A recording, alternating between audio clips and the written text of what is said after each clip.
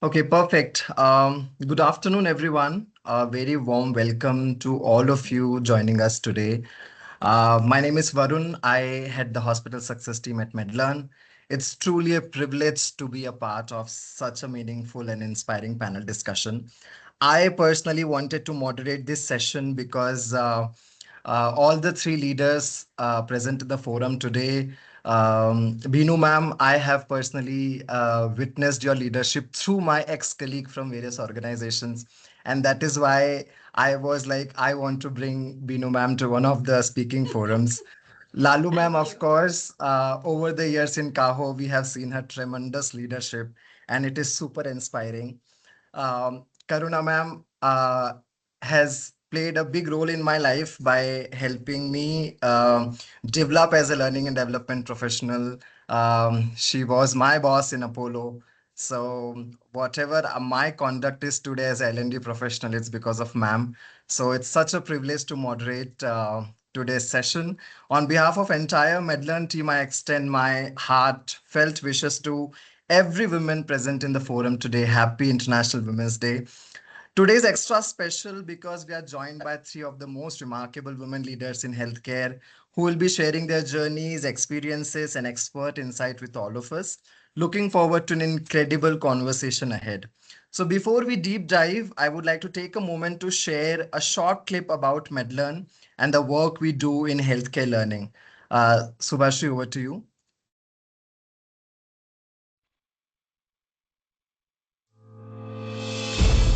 Hospitals work round the clock to serve patients. Being at the center of the action, hospital physicians and staff must confront every situation and every challenge. They must also keep up with evolving health needs and knowledge through ongoing comprehensive training programs. What they need is a promising solution to ensure a continuous learning journey. In today's world, technology is transforming life. Be it taxis, food delivery, everything we need is at our fingertips. Education is also going through a transformation, and we are at the forefront in the healthcare industry.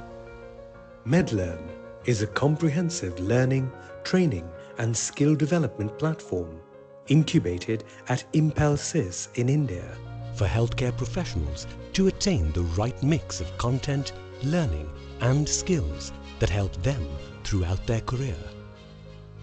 The platform offers a wide variety of courses that enable hospitals to meet their employee training and development needs in areas of quality compliance, soft skills and induction. The platform is designed in a way that it enables easy tracking of the real-time status of their learning progress. What's unique about this platform is that it's accessible anytime, anywhere, ensuring quality learning literally at your fingertips. Hospitals can now assign courses and track the competencies of users on specific topics with Medlearn's intelligent assessment tool, which gives them better administrative control. Its superior courseware helps hospitals provide standardized care and bridge skill gaps at every level in the organization. The healthcare professionals will also become more efficient and empowered when their learning journey progresses with ease and at their convenience. Let us unite to improve healthcare in India by spreading knowledge through technology. Medlearn. Better prepared for better care. Thank you, Subhashri. Hospitals work. Now I invite Mr. Deepak Sharma, CEO of Medlearn, to kindly introduce and extend a warm welcome to our distinguished panelists for today's session. Deepak, over to you. Sorry, I was talking to myself. Thank you, Varun, and very, very privileged to really have, you know, have to open this and introduce some of the most formidable women in the country's healthcare system. It's like the less said, the better. I will let the introduction speak for myself. Let's just introduce the panelists and let the program go forward. Uh, I think there's a hand up. I think whoever's got questions, maybe we can wait. Unless there's Yeah, something yeah. unless they can't hear us or something. Just They'll check. be putting it in the comment, Okay. Deepak. Okay. Yeah. Uma ma'am, can you put it in the comment if everything's okay? We will take up the questions in a bit Yeah. afterwards. Okay. Thank you. I'll start with Karuna ma'am. Ms. Karuna Punada is a senior HR leader with over 2 decades of experience in human capital strategy, organizational transformation, leadership development, and she's worked across healthcare, IT, telecom sectors. She's currently serving as a group CHRO at ASGI Hospital. She leads people's strategy, workforce transformation, and as we know, ASG is one of India's rapidly expanding eye care networks. Before this role, she worked as CHRO at HN Reliance Foundation Hospital. She also had leadership positions at Apollo, Signity Technologies, Genpact, Airtel. Her work focuses on building people-centered cultures, strengthening leadership pipelines, and aligning talent strategies with organizational growth to create sustainable and high-performing healthcare teams. Welcome, Karuna ma'am. Thank you. Okay, Dr. Lalu Joseph.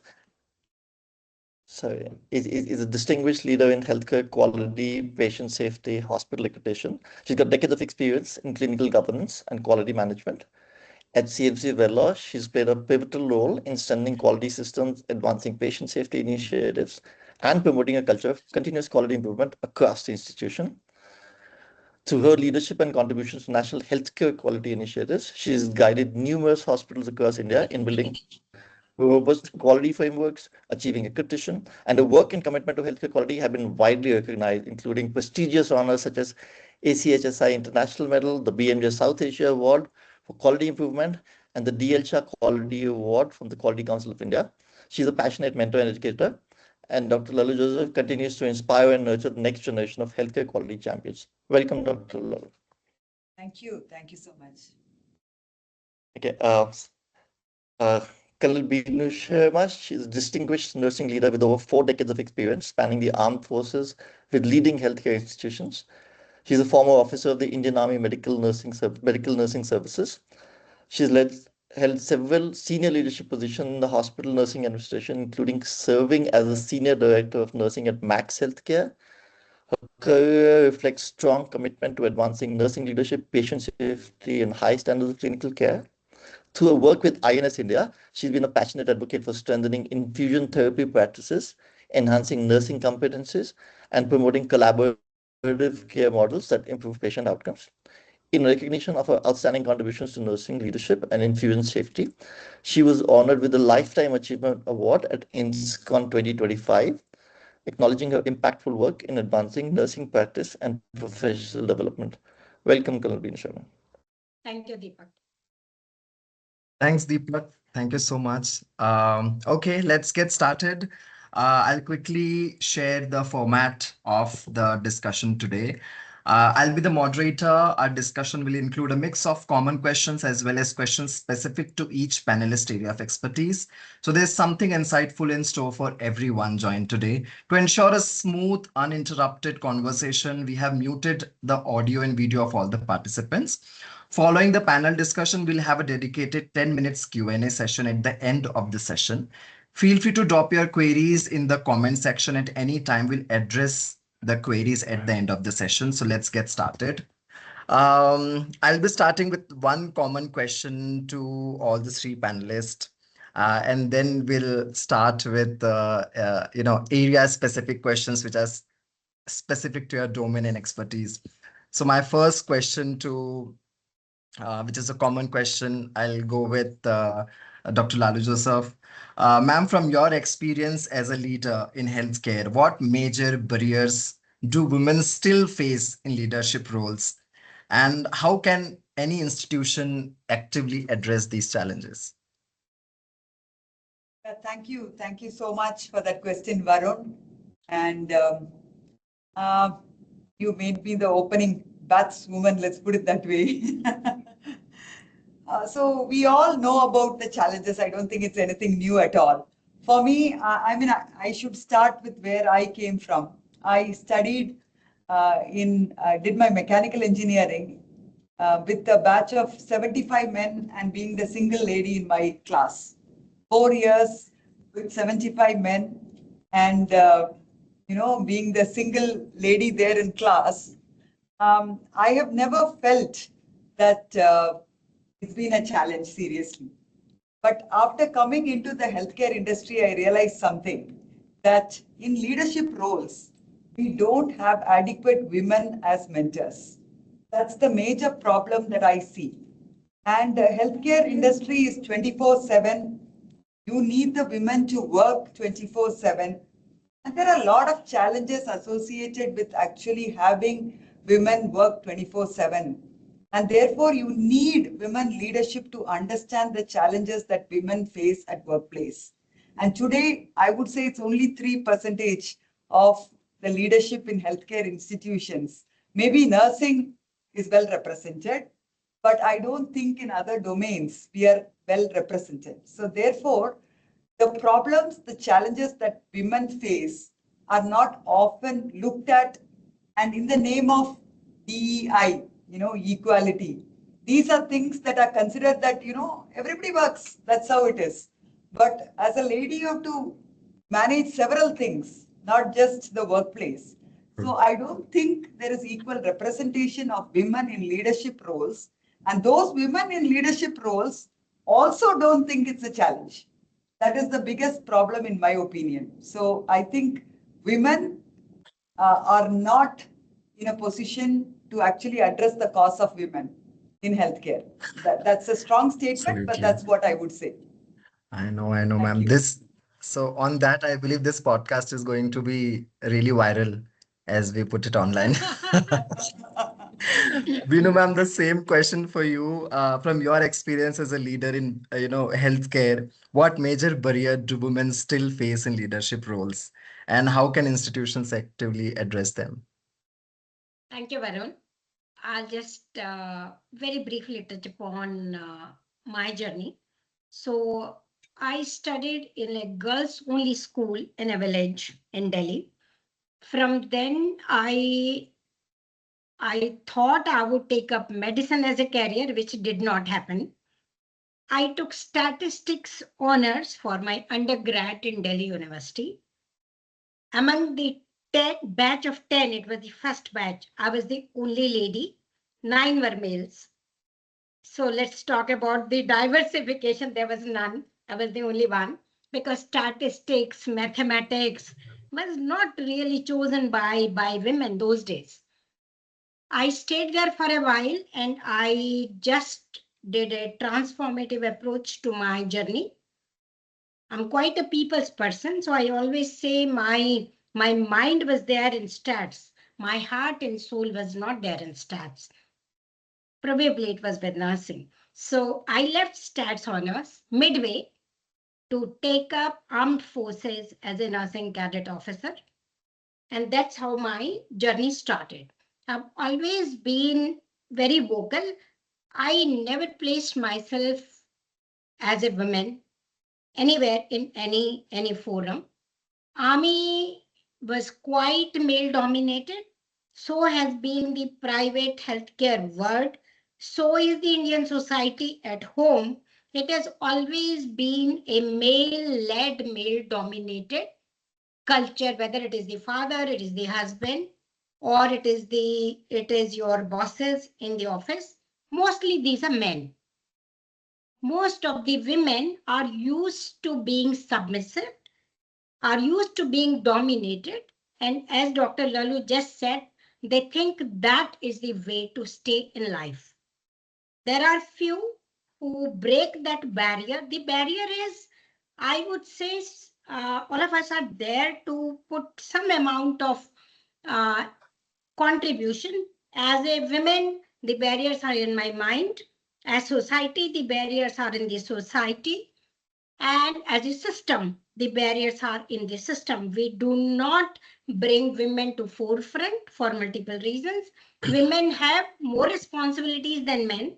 They manage home, they manage job, they manage multiple fronts. They are known to be stronger and more resilient. And if I talk of nursing, they know the highest in a hospital what's going on. Whether it is HR, Karuna would agree with me, whether it is L&D, whether it is patient management, patient care, doctor administration, general administration, quality, infection control, nurses are everywhere. If that is the case, let's break all barriers. Barriers are nowhere, but barriers are everywhere. As a women, we ourselves have to break the barriers. What hospitals can do, what organizations can do is something. They have a structured, transparent method of promotion. They invest in women leadership as much as they invest in men leadership. They also need to pull in, I'm not just talking of nurses, but all the women aspiring to be CXOs, into financial management, into marketing management, sales, every area which the women in the hospital who are aspiring to take positions where they are not exposed, they should be invested in that. There should be leadership development programs which should give equal chance to men and women. To start with, I would stop here because you more questions coming in. Thank you, ma'am.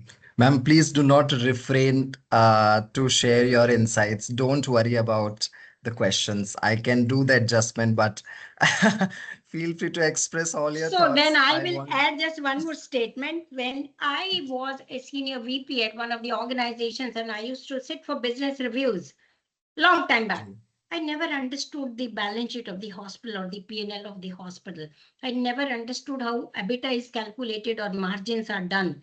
If I, sitting in the room, do not understand a particular vertical, it's my job to invest in myself. Go ask for it from your bosses that I want to learn this.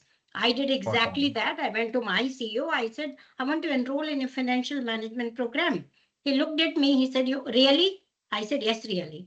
And that was all. I went for a 6 months program in financial management from the Institute of Chartered Accountants of India at Bangalore.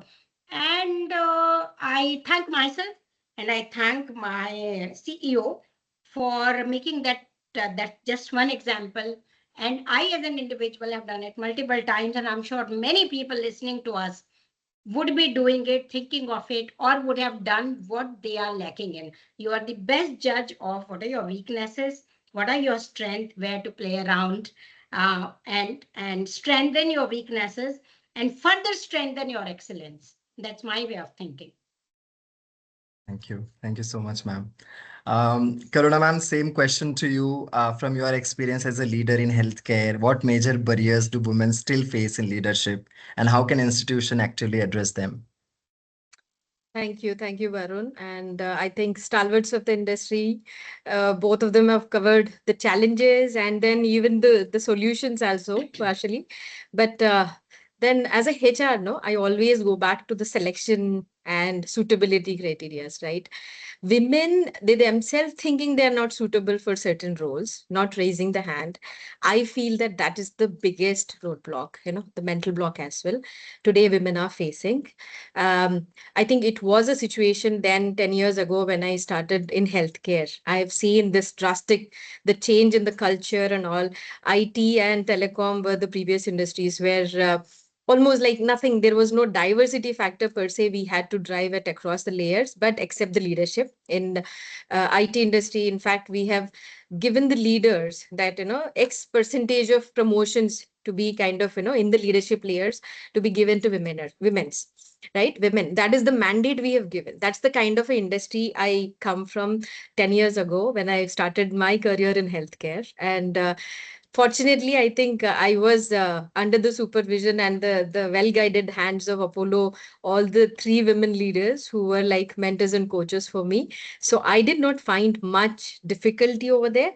However, when the rooms and the meeting rooms and all, what I saw is that women themselves constraining, not asking any questions related to business. right? And solutions also, they hesitate to kind of bring on board. They think that they are not deserving to, and they are not the ones to give. They look up to a male leader sitting in the meeting room. These are very small things, what I used to observe. But then what I also looked at the panel is thinking that suitability of women in the leadership roles, right? Whether it is interview process or in the selection criteria, or for that matter, what Bhima ma'am said, that promotions primarily. So as a HR leader, always, whichever industry I stepped in, I study the performance management system thoroughly. And I believe that that is the root cause of all the culture changes, what you want to bring in, start there. Not in small initiatives also makes a big effort and all towards developing a great organization. I can say as a HR, for me, always it's a human resource, balancing human and resources is what is needed. So with the limited resources, what we have available in the organization, you need to balance the human part as well, right? So in that process, always emphasize on I'll go into much more, solution oriented stuff, because whatever they have covered are the challenges which we all have witnessed in the career so far, right? And the solution ultimately lies with the HR and the management only, starting looking at the positions as positions and the role holders with the capabilities and the skill we need to assess beyond opinions, beyond genders, and any other criterias. When this kind of a frameworks come in place in the selection criterias and as well as the interview process, they need to be trained on how to assess, keeping the opinions aside, because in healthcare as industry, what I've seen, opinions play a larger and a stronger role than the skill and capability assessments. So other industries rely on their assessment frameworks and the tools to select anybody for a role, leadership role, most importantly. And assessments are across done every 2 years. I think that's where you and I started, Varun, right? Discussing in Apollo to bring the best practices of other industries. Scientific tool adoption for any role elevation or a promotion is the biggest solution, I can say, because there the tools won't see which gender you're selecting, right? They always look at the JD and the skill and the capability assessment factors only. They look at role as a role. So the moment we switch our focus from here to there, I think the beautiful transformation starts happening. So promotion criteria need to be absolutely transparent, and just stick to the assessment tools, and your moderation sessions need to happen, keeping those guidelines in view, rather just kind of the more relevance the individual brings on board. So if we apply this, I think it's not only men or women in pockets, everybody go through this kind of situations and problems. We can eliminate all those problems largely. And I tried, tested, and succeeded also. The track record says. So I can vouch for these practices. Thank Thank you. you. Thank you, ma'am. Yeah. And my another question is coming from rather a personal experience. In my previous organizations, when I was conducting an exit interview for one of the women member in the team, she said, Varun, it's not the salary, it's just the vision is too blur. I'm not being told what are the skills I need to develop to be a women leader. And after spending so many years in the organizations, I feel कि जहाँ पर आप हो वहाँ पे मुझे आने में बहुत time लगेगा शायद. And there are certain male members in the team who have gotten the position early. I really don't know. So another question to all three of you, starting with Lalu ma'am. Ma'am, what advice would you give to young women entering healthcare who aspire to become leaders and want to be a change maker in future?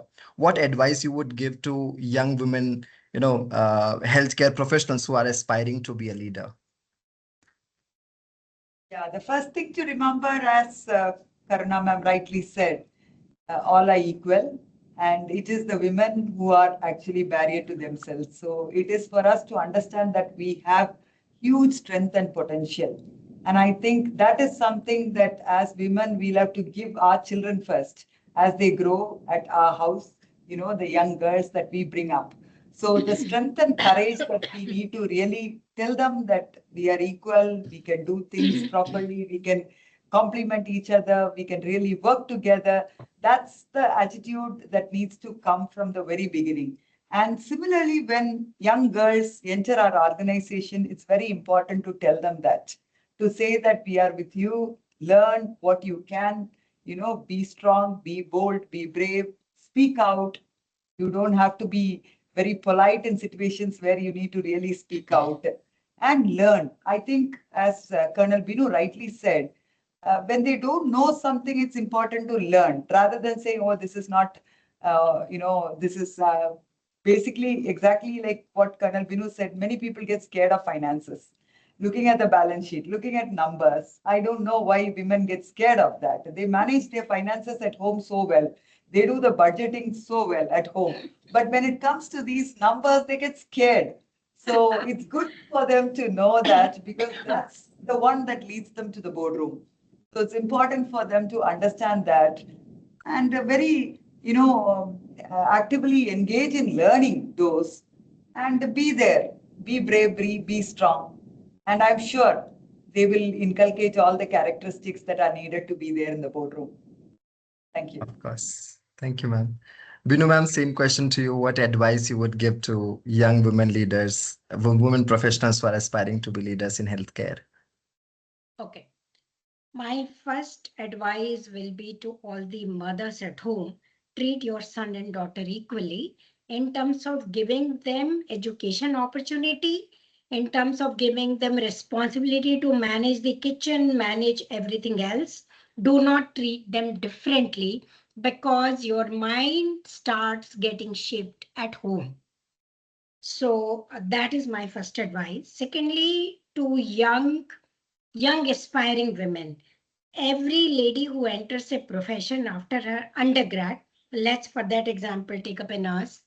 In today's time, each one of them want to have the leadership position within 2 years of her career. 2 years. That is how the Gen Z thinks. They think they're already ready. They may or may not be ready to whatever extent they are ready. So they all want to be leaders. And in nursing, because you are assigned a patient the moment you start your registered nursing profession, you are anyway expected to be a decision maker, a critical thinker, and a leader.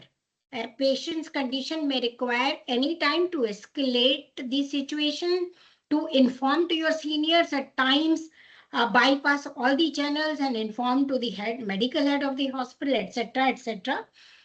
Develop the not just the competence and the knowledge, develop the confidence and the communication to stand up, speak up, and to voice your concerns. That's my one advice.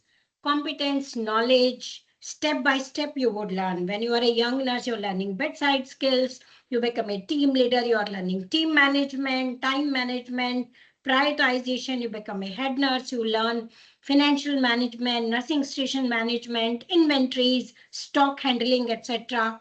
And when you become a manager or a leader, you learn so much more. So every step there is a different learning.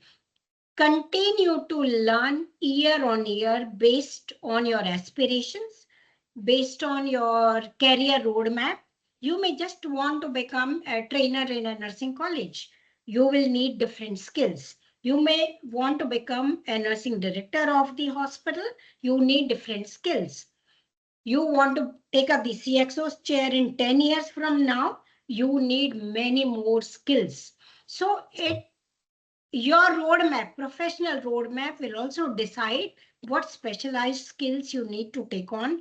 But above everything, confidence building, communication, your confidence in handling technology, your confidence in handling digitalization, speaking to doctors, handling patients and their families with conviction and confidence, conflict management, so much in a setup like a hospital.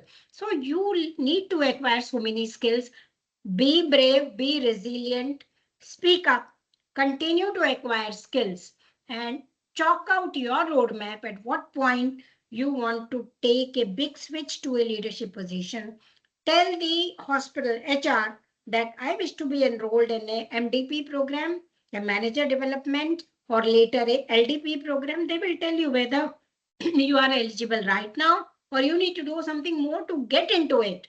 And if you are hungry, you have to ask for food or milk. No one is going to give it to you on a plate. So if you are hungry for learning, for growing, and if you are aspirational, please start asking, start investing yourself, start asking the organization to invest in yourself. Stay loyal and dedicated and committed to whatever you're asking for. Absolutely. Thank you, ma'am. Karuna, ma'am, same question to you. What advice you would give to young women professionals entering into leadership roles in healthcare? Yeah, I think in continuation to what was, said, I would like to add one point here that women or a man, whoever, okay, before you look around for what's the skill which I have to acquire and other things, especially women, naturally, they are the most empathetic and ethical leaders I have seen in my career.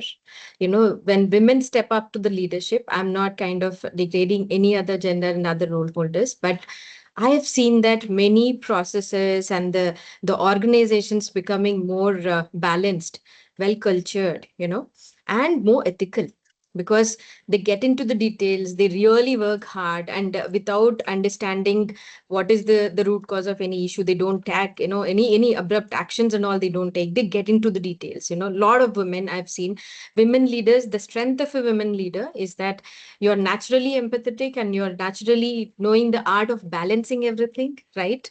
So that's your strength as a woman. Never forget that. First, you start from there. What is your strength area?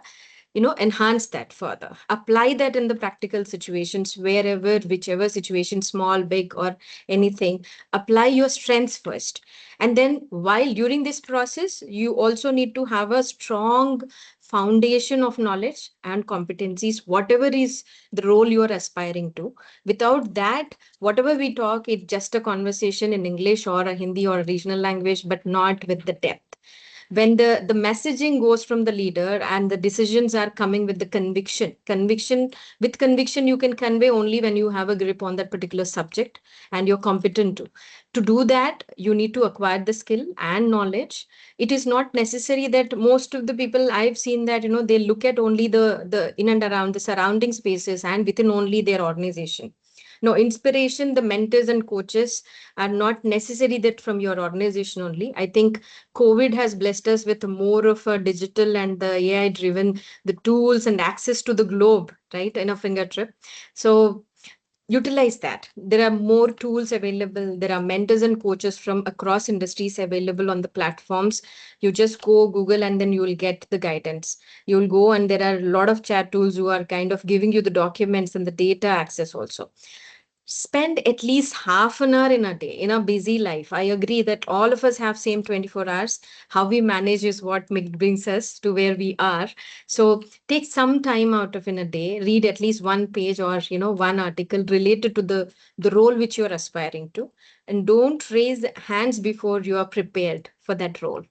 That's the advice for everyone I'll give. In the promotion panels also we'll discuss the same. My moderations were always the toughest ones for even CEOs and COOs to handle, because I'm not being rude, but I'm being really logical. I think that's the strength what women naturally inherit. Many of us always look at human tendency maybe, but we always look at what is that I'm not good at it. Forget about that. What's you're good at? Just think about that first. That will give you the cake naturally. 50%, that's the energy booster. And invest rest of the 50% on the other capabilities and the skill needed for. That makes life not, I say that completely easy, but yes, somewhere you will reach. And then from there, the processes of the institution, the organizations need to be so robust that they will support them, thereafter. So you support yourself first, you assess yourself, you identify your strength first, and then you kind of, talk about what the institutions and the organizations and society need to do, is what I'll say. If every woman thinks so, I think we have only leaders across, because women naturally, they are the born leaders. Of course. Thank you. Yeah. Thank you, ma'am. Moving the discussion to the Karuna, subject. I have a statement or a question for you. In HR, I find a lot more women as leaders. And in nursing, we find women a lot more holding the position of the nursing director or the CNO. Here we are biased towards men, by the way. It's the other way around. If you have a capable male CNO and a capable female CNO, somehow the opinions start tilting towards the women CNO. I think that stems from because the workforce is more women, they think it's better to have a women leader. And I've gone through it in my 48 years of nursing experience. I've gone through it multiple times. And years ago, nearly 25 years ago, I was the one who into the private sector inducted male nurses against everybody's will. I said, no, they are equally qualified and we will groom them well and they will do fine. But still many hospitals have a different view out there. You have any comment on this? More than comment, the experience is the same, Colonel Bino, because we being part of the panels and the kind of selection, forums and all. In fact, the recent assignment was not in this organization, the previous one, that, when I have kind of assessed, I found one male CNO really strong, qualified and all the reasons why, the person was not chosen was because of the gender. That's what I say. It's the problems are not particular to one gender anymore. It is the skill gap what we need to build. And then we need to look at assessment tools as, clearly role-based, not the gender-based. The moment that shift starts, I think naturally the progression starts, both the genders will have equal opportunities to grow and prove. But largely, I think the problem is not healthcare, the nursing population, because nurses naturally, they are like, as I said some time back, care, okay, and empathy. Naturally, that comes for the women. It's the strength of the women, right? So hence, maybe I think hospital industry and the nursing per se, we are more inclined towards, because if I'm sick as a child, I used to run towards my mother because I feel that the warmth and of a mother is completely different from the hug what my father used to give me. That's non-negotiable. That's where it comes from. Word. That's where it comes from. That's why I say that maybe I think my upbringing professionally and personally is so such that they never spoke about the genders and all. But we naturally know our strengths, as kids and the professionals. I think that ecosystem is what we need to build more than just going to the particular spaces and defining. But nurses, if you ask me, even if I have to get admitted in a hospital, for God say anything, but then I want a caregiver to be women around. Maybe that's why we are more, inclined towards. That's what I say. Process, I take it as a strength area that they are irreplaceable in nursing segment. The women leaders, they are ruling. Sure. Okay, Varun. Ma'am, moving the discussion to the subject matter expertise of different segments, starting with Lalu ma'am, the topic was mentorship in healthcare leadership, nurturing the next generation of quality champions. And Lalu ma'am, trust me, I was forced to ask this question. Uh, and these are not ChatGPT questions. These are the questions we have gathered after speaking to a lot of young professionals. Gen Z professionals often have different expectations from workplace. How should mentors adapt their style to effectively guide and inspire the new generations in healthcare?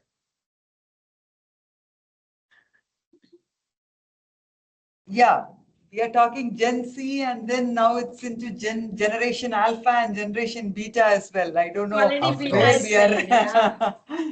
we are heading. They have not come for employment yet. That's why you are safeguarded as if now. They would soon happen.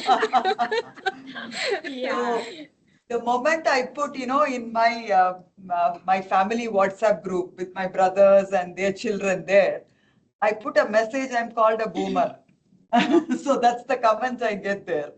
So typically that's where we are. So the Gen Z is a very, very peculiar group. But I personally feel they are a very interesting lot. I think they have understood the requirements very well, the work-life balance, the flexible work hours. And I think there is a purpose-driven work for them. I don't think they get stressed out and things like that. To them, they find answers to all their problems themselves. They are very impatient, but they are the reels generation. That's the way we have to take it. So how do we really nurture them? So I personally believe that first of all, we have to find out the difference between the manager and a leader. Often we get these two terms mixed up. People manage several things. Only some people can really become leaders, purpose driven, to motivate other people and to empower and to drive change. So the first and the foremost thing to remember for a leader is to drive change. So when you have that characteristic that you can drive change in the boardroom, in the organization, that's when you are a leader. Very often we mix up managers with leaders. So in order to get this group of Gen Z really motivated to become leaders, it's going to be a huge challenge, in my opinion, because to them, it is live for the day. They're happy. They want to really enjoy life. They want to only work within that 8 hours, 9 hours, whether it is the postgraduates, nursing students, all of them. So in a way, it's good. For all of us have grown to be 16 hours at work and 8 hours, in that 8 hours, 2 hours for ourselves and the rest of the time sleeping. We can't expect that anymore. So maybe it is time for us to change as senior leaders, to change rather than how do you guide them to become leaders. I feel it is time for us to, unlearn and relearn to make ourselves better leaders to fit that generation. That's how I take it. And it's a lot of learning having children that age. It's literally been, unlearning the same type of parenthood that my parents gave me, or the atmosphere at home cannot happen with the Gen Z. It is all about hugging them, being friends. And that's exactly what you need to do with the Gen Z at workplace. You have to understand them. You have to unlearn first, relearn to be a Gen Z, work with them and make them leaders, and you become a better leader. That's what I Spot feel. on. Sure, ma'am. Thank you. Vinu ma'am is going to talk about collaborative care, women nurses breaking barriers in better patient outcome. Ma'am, the question to you, and I'll also attach the question with my experience. So in ISBAR, when we do the ISBAR format, some people say R is for recommendation and few say R is for request. Uh, so empowerment, like, can I, as a junior nurse, recommend something to a doctor, or do I need to request for a certain suggestion? So the question to you is, nurses usually struggle to raise their voices heard in decision making. According to you, how can organization empower nurses to participate in leadership decision making? See, empowering nurses will happen at 2 or 3 fronts. First of all, the organization must be very, very clear that all professionals should have an equal voice depending upon the job role they have. Everyone should be allowed to speak up. Nurses by nature do not speak up in a group discussion. By nature, they shy away, they have lack of confidence, they have lack of communication skills, or they have lack of subject matter expertise. Any reason it could be. Despite having all of these, they would still wait for all others to speak before they decide to speak. That's my own experience in various meetings. You keep a round table with the Gen Z nurses. In the organization I work, we have a monthly round table format where HR invites randomly some 10 nurses, then the head of the hospital, and even the nurse leader doesn't know which 10 nurses are invited. It's kept little confidential. Gen Z will speak up. Hostel is not right, food is not right, the bus is late, the doctor's behavior is not right, I don't get time, the washrooms are not clean. Only Gen Z will speak. If with that Gen Z, there's an in charge nurse who's sitting in the same room, she'll continue to show her eyes or hold her hand if she can, that stop it here. Empowerment was not taught in nursing till some years back. It was not practiced. They were Very true. kept, they were like followers, blind followers of the doctor's order and blind followers of the matron or the CNO or the NS, whatever you say. So they were made to feel that don't speak up, अपना काम करो, जो बोला है वही करना है. They were taught not to question. Even if the medication dose is written wrongly or if it is written in a wrong patient record, they would not question the doctor. Let me tell you, that is history. In today's time, most of the nurses who have been graduating in last 5 years or so, or a little longer, they have a voice, they have more confidence, they don't fear their job at all. Earlier nurses used to fear, I will lose my job. Including the head of nursing of the hospital would think, I will lose my job. Not anymore. Now nurses have a voice. They do not fear job. Actually, hospital should fear the nurse will leave and go. Nurses are so critical. They are the backbone. They are the caregivers. They are the front end people. Without them, only buildings and equipment will be there. There will be no patients because there are no caregivers. So hospital should value nurses, should empower them at every level, should encourage them to speak up. The hospital heads, leaders should walk about, go to the patient care areas, interact with nurses at their work areas, know them by name, understand the culture of their hospital without giving a filtered information to them. Once they walk about, they will understand, are nurses happy? Are they confident? Is anybody bullying them? Are any relatives screaming at them? Are any doctors not talking properly to them? Etc. etc. So it has to be a culture of empowerment from the hospital, the organization. The nursing leader and the clinical leaders must ensure nurses are secure, safe, protected from violence and bad environment. They should also be taught whistle blowing if there has to be a reason. They should be taught to write letter with their name, without their name, in case they need to raise a complaint. Not fear if there is a problem with the patient care from a doctor or anybody else. Not fear if there is some bad behavior or bad treatment meted out to them. And today's nurses, the junior ones, are already coming up to that level. There are pockets of excellence where nurses are most empowered. They can speak up in the boardroom and they can speak up at the bedside. They can speak to the chairman level doctor and they can take class of a resident doctor at any stage. They can check the doctor if something is not happening right, but that has to develop in multiples and multiples and has to be practiced across every single hospital. Our country is highly diversified. There are metros with outstanding SOPs. There are hospitals where nurses have zero voice. There are nursing home culture. It's highly diversified.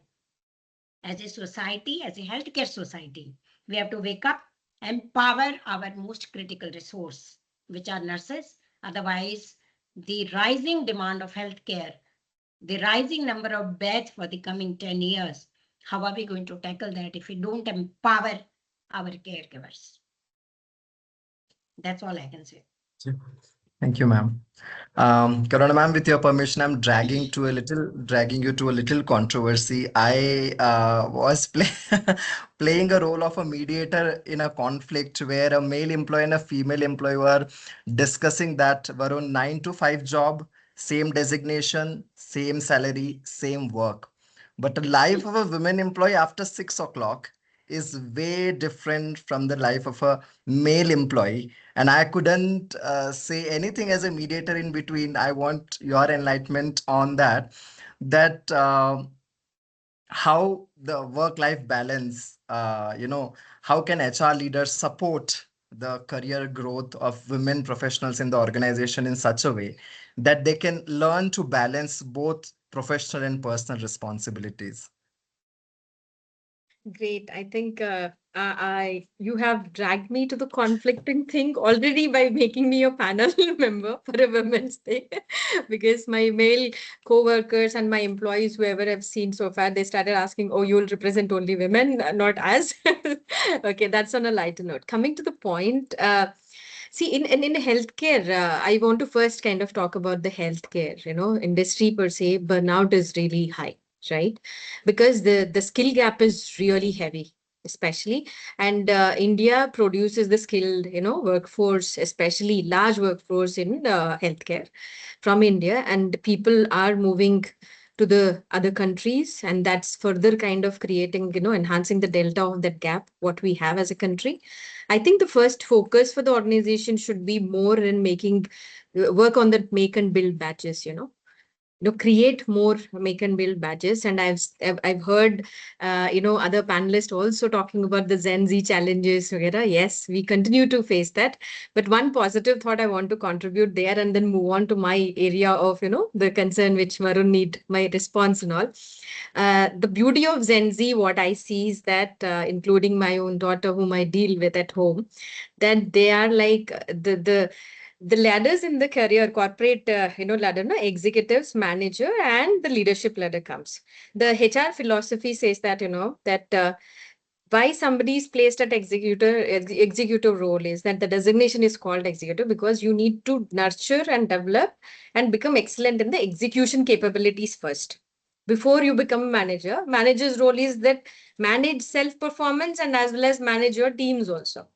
Once you kind of attain that capabilities, when you should get promoted over there and then just be a manager. Once you exceptionally do there, what happens, you will get a delta to kind of strategically think about organizations problems, larger issues, and then contribute there. That's when you can be a leader who can lead the self, teams, and the organization's challenges and everything. These three, the buckets, Gen Zs today, they've already crossed the executor layer, right, before they come on board, mentally and some parts physically also, because the kind of exposure they have sitting in their own classrooms and the colleges, the own MBO colleges now, way back what we studied and what now they study, they make them do like a corporate employee, all the projects, presentations, meetings. So there's no fear about all of that. It is not that a chip on shoulder they carry arrogance and all, but yeah, they come with that confidence and the exposure already what they needed. Earlier, we used to get that after coming to the workplaces. So I think we need to step them up whenever it comes to the responsibilities and even the trainings and the conversations also. Give them one project where they can be a leader for that project also. Could be a small one or a bigger one. Involve them. It is like the crying babies get the milk first. That is not the thought process anymore. Where if people talk about the problem, make them the leader for that problem, right? Give Of them that. course. I think they will come up with the best solutions, because the lazy person in the room will get the quickest solutions for you, right? To do the jobs quick. That's the same philosophy I applied in many areas and it works. Trust me, one odd areas it may not.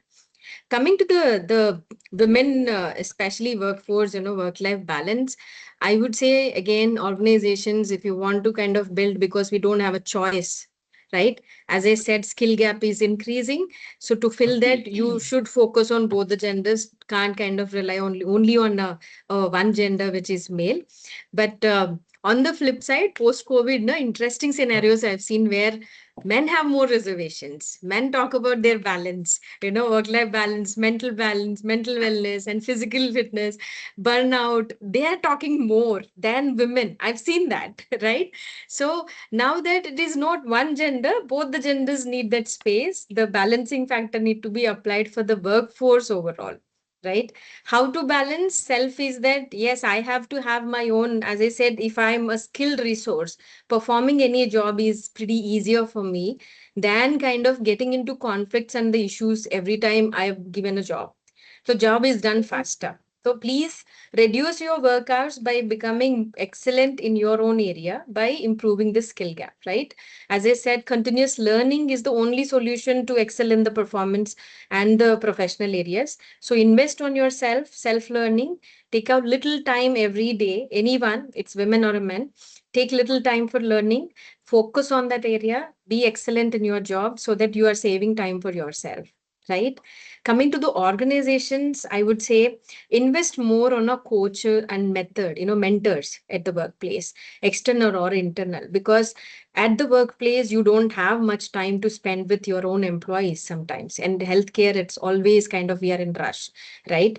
Assign them the appropriate mentors and coaches so that whenever they are in a conflicting situation or a situation where they need guidance, they're not waiting for someone, they're not running around, they have their coaches and mentors to kind of reach out. And as I said, it's not necessary that internal ones, I'm talking about external. Even in the current organization, we have identified certain critical roles, and that's what I do always. Identify your critical role holders where they need support as a role holder, and assign them the coaches and mentors. Trust me, those my set of employees, after crossing 8 months of a coaching program, they have become a different professionals altogether. There are women and men also in that lot. So invest on coaching and mentoring programs, upskilling and reskilling. All these areas will kind of, initiatives will help professionals to become perfect in their areas so that there is a good amount of work-life balance. But however, being a healthcare challenge, which we can't say no to, is the shift scheduling and the extra hours at work. That burnout is there.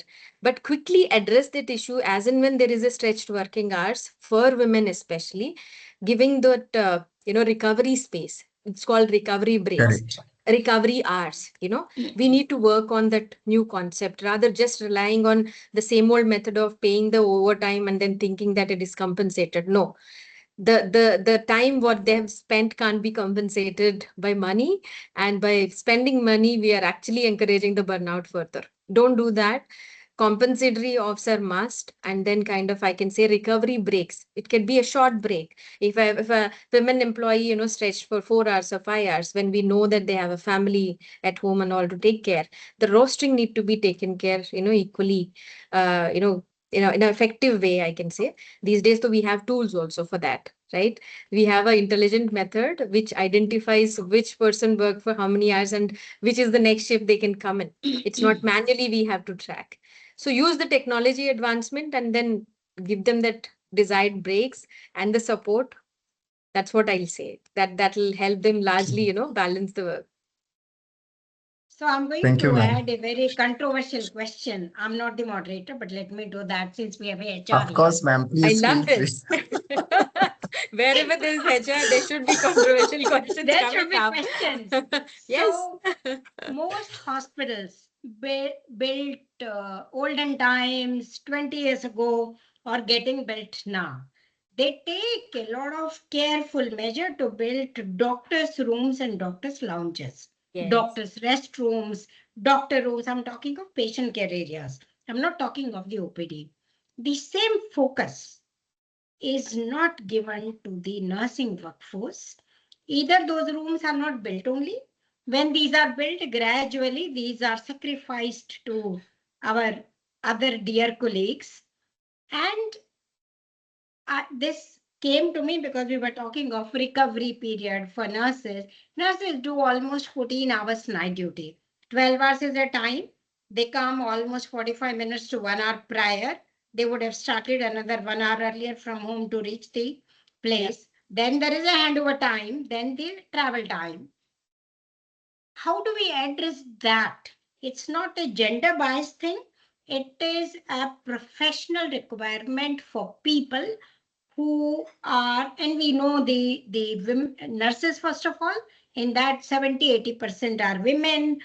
They have their health issues, their biological issues, their menstrual cycle. They have just had a baby, they are lactating mothers. We somehow have become, or we pretend to become, ignorant in this area.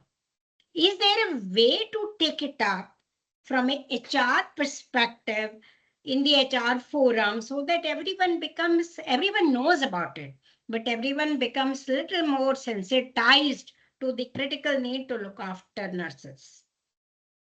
Yes, and I think it's a really, really important question, ma'am. Thank you for asking that. Okay, and happy to take such critical questions as well, because I think As I said, the previous, the number of years exposure into multi-speciality, one was Apollo as a group, and then as well as Reliance Foundation healthcare initiatives. One thing as a HR leader, I always believed in is that, not going and sitting and signing the papers and leaving, right? Go and visit the rooms in the hospitals which are locked and go and look at the nursing hostels first.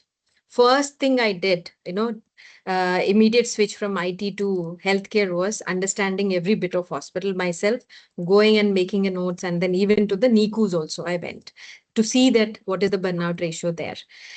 Coming to the solution part, always ensured whichever hospital and whatever is the length and breadth of the premise, a part of the hospital, at least, minimum starting from the 5 to, and in Reliance, so we have ensured that there are 20 plus beds, given for nurses in a separate administrative floor where they can go and rest for some time and come back. And even the shift rosters, we used to ensure that even HR was part of this journey, right? My nursing HR, always a mandate, it is that you need to co-chair the shift rostering plan, right? Because what happens, people won't look at in rush certain softer aspects, that there is a large amount of a workforce in the multi-speciality nursing groups. They are stationed at our own hostels, right? The hostels, are owned by the organizations only. That workforce is somebody who's always, staying away from the families.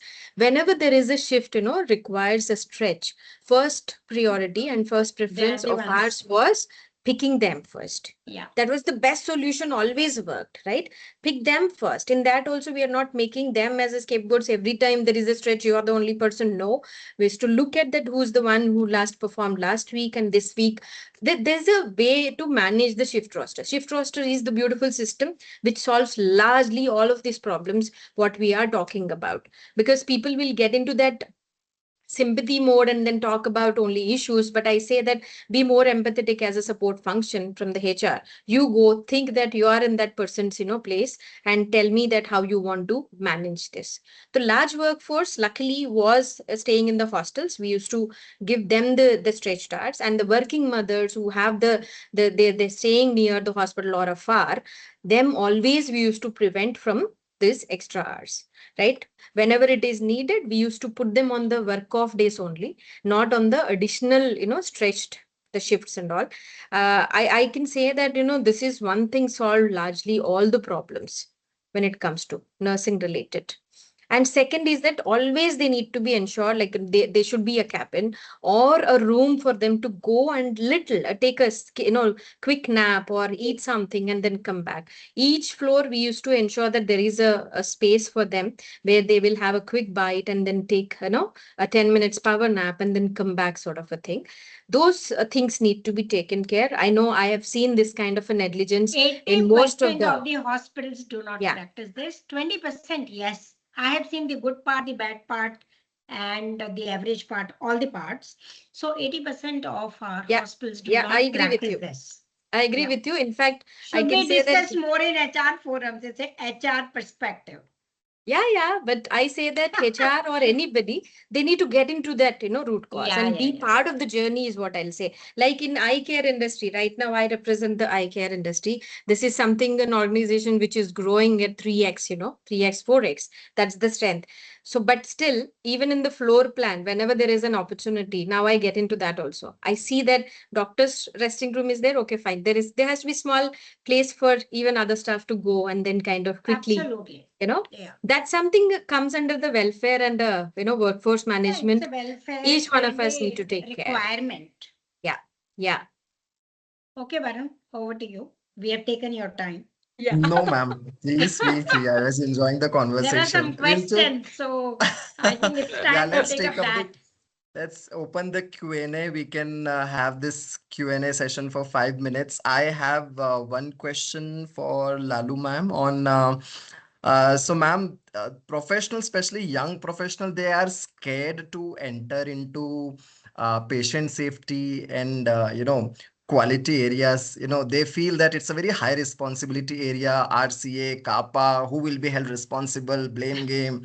They'll be asked for a lot of rationale, there lot of documentation. So people are scared to get into that specific role or handle that particular responsibility. As a mentor, what would you suggest that key competencies anybody should develop entering that specific role? You've asked a very fine question, Varun. But let me tell you, this is one of the toughest jobs. Whether you believe it or not, being a quality manager or a quality lead is no joke. You are neither course. there nor here. You are in between all little kingdoms. You are literally pulverized between the doctors, the nurses, and all the other workforce. But I mean, personally, I can tell you that it's the most important quality for a young person to get into this is the mental strength, the ability to smile, the ability to persevere, never give up, work with people, work around people. You have to be literally like a camel entering the tent. Put your head first, slowly get in there. You can only be a problem solver. You can never be a problem creator. You are expected to manipulate data, but you have to remain ethical. So only when you remain ethical, you will be accepted. So just because there is an accreditation coming up and you really need to reduce the number of non-compliances, otherwise Karuna won't give you a promotion appraisal, performance appraisal, you can never ever manipulate data. So it's all qualities of a Superman and a Superwoman put together. But it's a beautiful journey. If you are able to really perform well as a quality manager, you understand operations very well, you understand managerial responsibilities, you understand the entire healthcare ecosystem.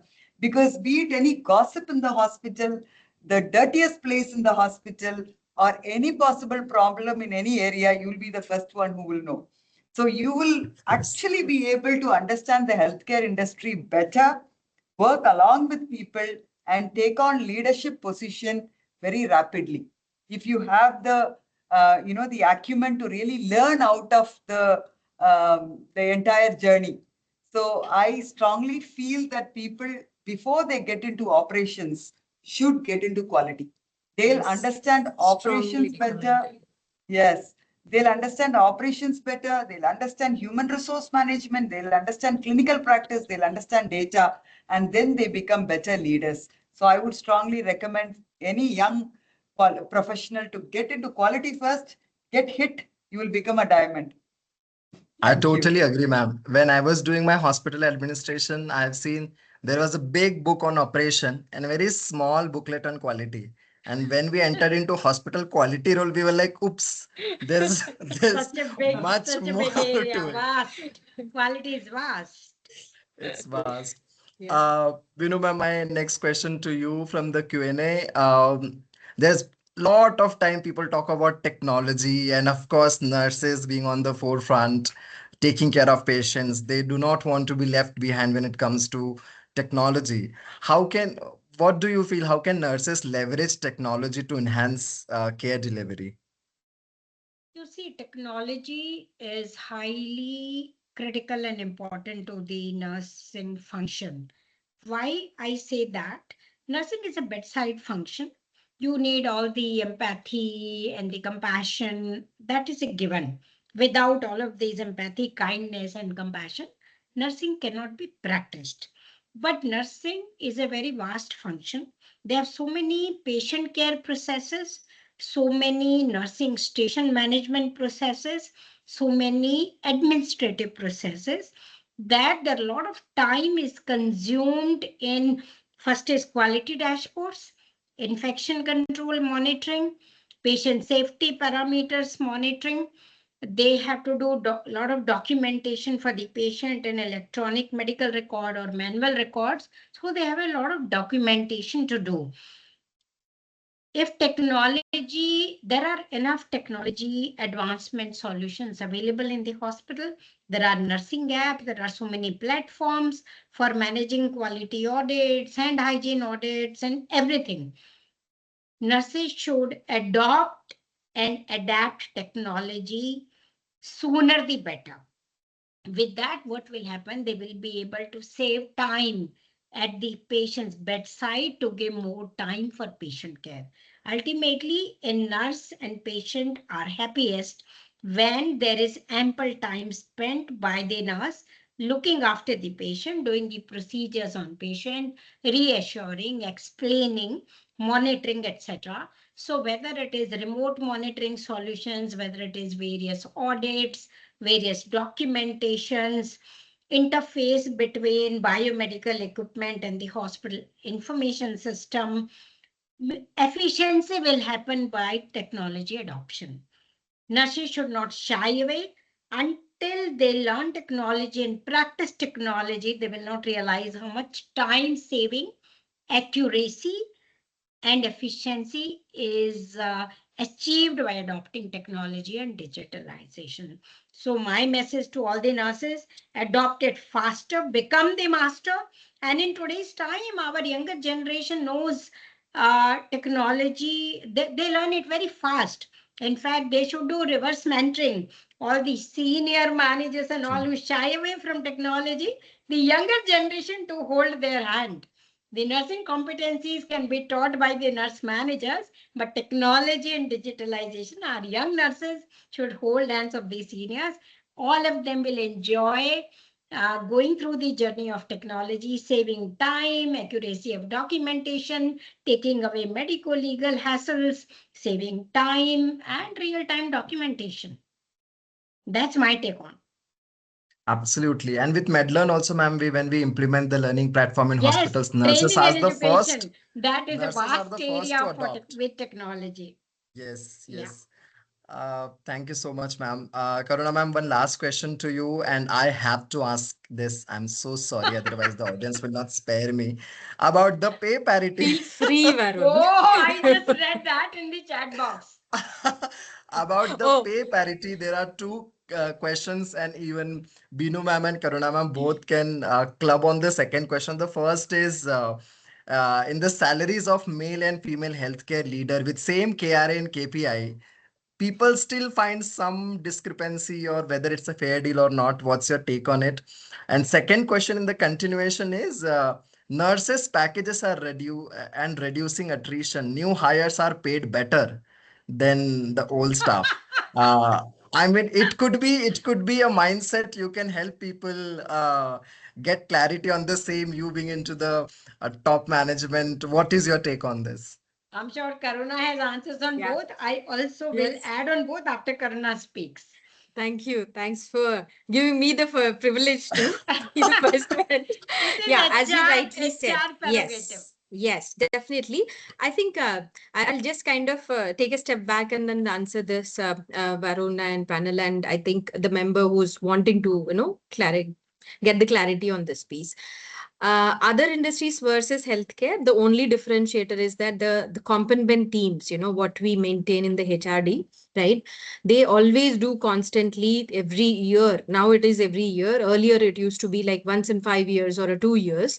Now that the inflation cost is like year on year going high, increments and everything is not I think I may become a bad cop here, but I think the bad news for employee base would be that promotions and increments, they're not like legally kind of a binding act for an organization to follow. They are not compulsory. While the wage system is mandatory for anybody who's working, they need to be given salary. So let's come out of that. Yes, it is my entitlement. No, it is not the entitlement. But coming to the best part of it is that yes, it has regulatory authorities, and then likewise, Compenben, we have Avon and other tools where they give year on year what is the market ratios, okay, market range of compensations. So in healthcare, what I have not seen is the practice. There is no particular CNB mechanism, CNB tools intervention, and the teams also, they don't look at the market, trends and everything, and analysis, management sidelines, all of that. But in last 10 years, wherever I have worked, I think I have educated many as a mentor and coach for a couple of, budding HR leaders also on these concepts, that it works beautifully. Do have a parity checks constantly, right? The compensation ratio system we need to follow for X number of qualification, these many years, if a person is there in my organization, what's the salary range they should fall at? This is a constant check what HR teams need to do. that should happen and must happen before appraisal, so that appraisals are the period where you can kind of do these minor corrections, so that the collective pool who is like tenured in the organization, who is kind of thinking that they're behind, they'll also be kind of experiencing the balance.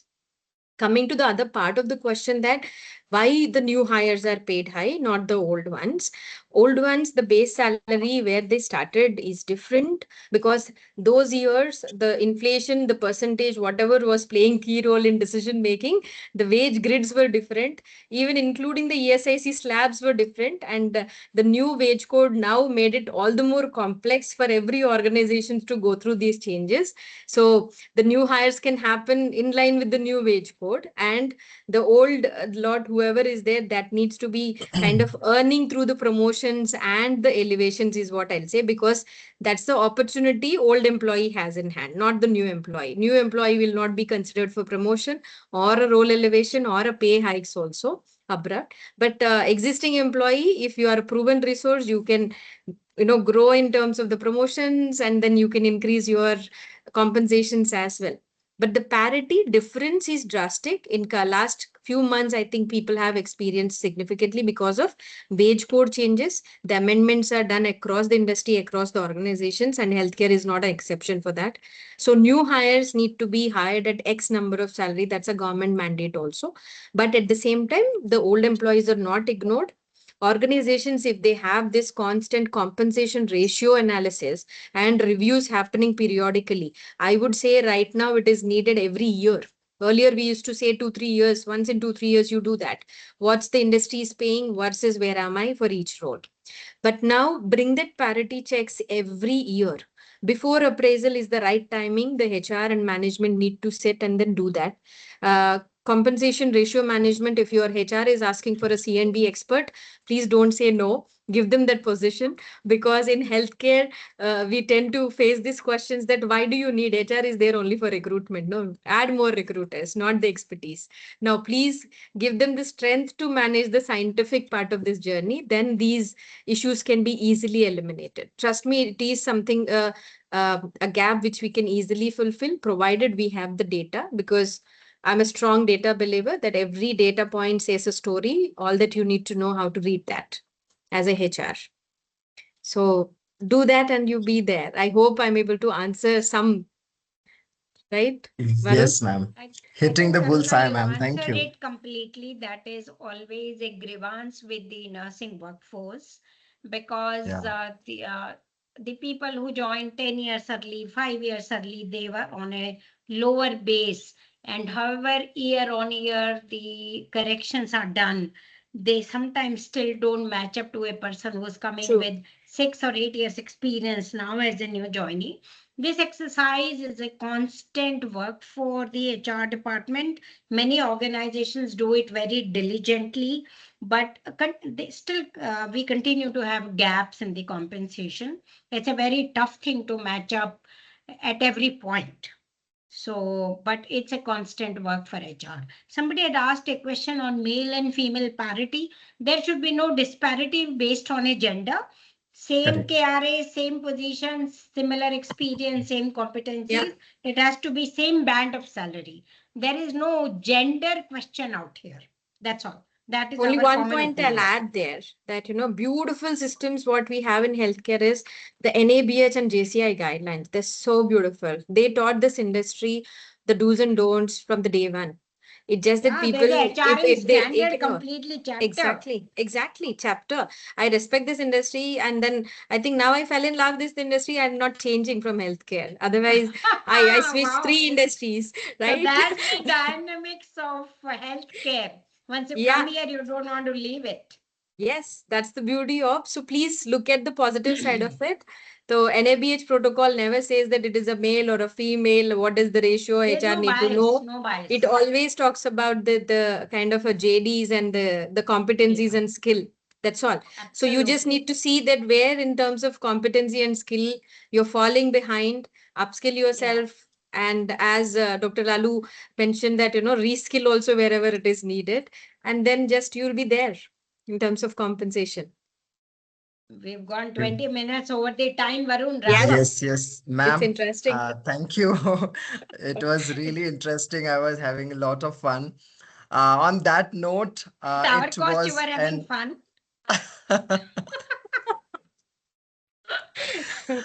No, it was an absolute honor and a privilege to moderate such a great session. I wish God bless you with great health, because we would require women leaders like you for a longer time to ensure that healthcare is more sustainable, and we will get to learn from your leadership and your expertise. Thank you so much for agreeing to do this for us. On behalf of all the participants, entire Medlearn team, I share my deepest wishes on International Women's Day, and I'm looking forward to much more insightful sessions with the panel in the coming future. Thank you so much. Thank you, Varun. It was interesting to connect with all the experts in the panel. Yeah. Thank you, ma'am. Thank you. Pleasure. Thank you, Varun. Thank you, Dr. Lalu, and Thank thank you, you, ma'am. Colonel Binu, and all the members who've participated. Interesting questions, and rather, you say it's a conflict or a tough questions, but I really enjoyed it, because I think that's what we are here for, to do Yeah. the Thank you. tough job simple, to make it Yes, simple for of others. course. Thank you. It's Thank really you. insightful. Thanks for Thank you. calling us. Thank Yeah. you. Thank you. Thanks, Thank you Lalu so ma'am. much. Thanks, Renu ma'am. Bye-bye. Thanks, Bye. Kavini. Have a Bye, great evening. everyone. Bye. Bye. Thank you. Bye. Bye.